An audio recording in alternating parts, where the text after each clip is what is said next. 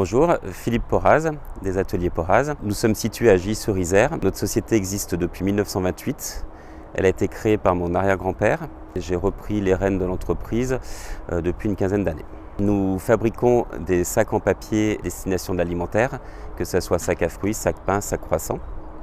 Alors nous sommes une entreprise familiale. Nous avons 18 collaborateurs répartis entre l'atelier, la logistique et le service commercial.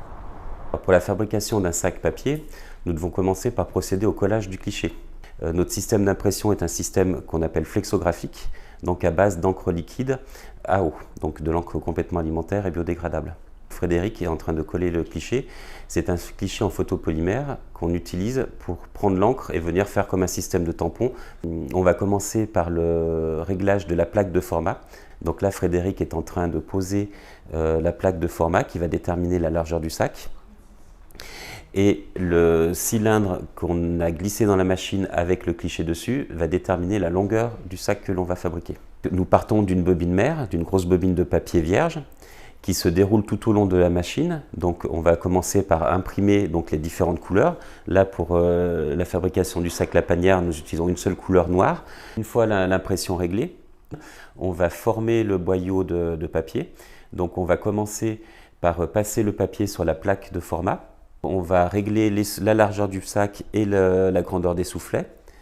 On va former ce boyau qui va aller jusqu'à l'avant de la machine. Et à cet endroit-là, au niveau des cames, on voit la boucle de papier qui va être arrachée pour former donc le sac. On posera la colle de fond.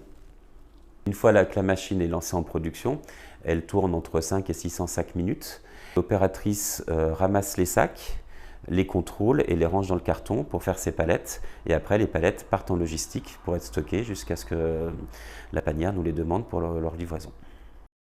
Nous accompagnons Lapanière depuis leur création, car en fait, mon entrée dans l'entreprise coïncide à peu près à la création de l'année de Lapanière en 1993. Et depuis, on a toujours servi Lapanière pour leurs emballages. La politique stratégique de Lapanière a voulu passer sur un produit plus naturel. Donc, on est parti sur un papier en craft brun, fabriqué en France. C'est-à-dire que la matière première est originaire des forêts des Landes et n'a pas subi de traitement chimique de décoloration comme on avait avant sur le papier blanc.